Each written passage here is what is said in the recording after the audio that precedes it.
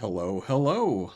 Welcome back to Let's Talk Entertainment News. So, like it or not, Scream 7 is happening with Kevin Williamson set to direct.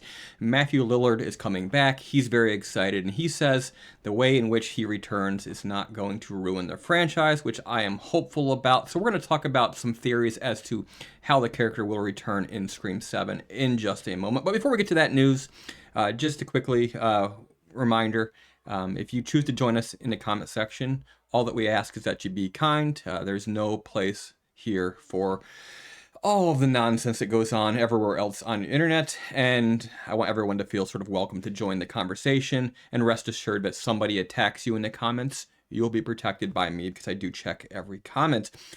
All right then, so how is Stu going to return in Scream 7? I have some theories, and I'll get to them in just a moment, but let's read the story first. No one is more excited about Stu Macher coming back to Scream 7. Scream 7 than Matthew Lillard. The actor teased his long-awaited return to Silver Scream Con over the weekend.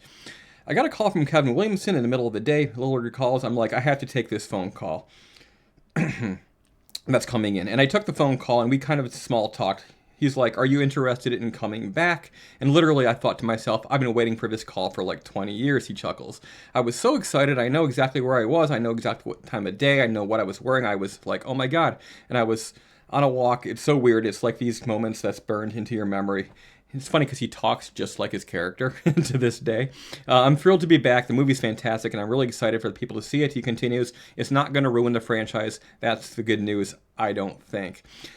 Okay, so that's enough with that. I do have, in fact, 4 theories. And this isn't rocket science here. This is, I'd say, pretty obvious. But there's 4 ways that I think that he could return. And here they are from worst to best. The worst one is the supernatural element. He's back as some sort of ghost. I don't think that works at all. It takes Scream in a direction that I'm not interested in it going in. Next, I think you have, other than the fact that he somehow survived. I don't think he survived. Never mind. Okay, so actually it's five reasons. I guess the 5th one would be he actually survived. But number 3, it's a hallucination. We've sort of seen that before with Skeet Ulrich's character in the other film there. And, you could tell he was older. It didn't quite work, but it wasn't bad.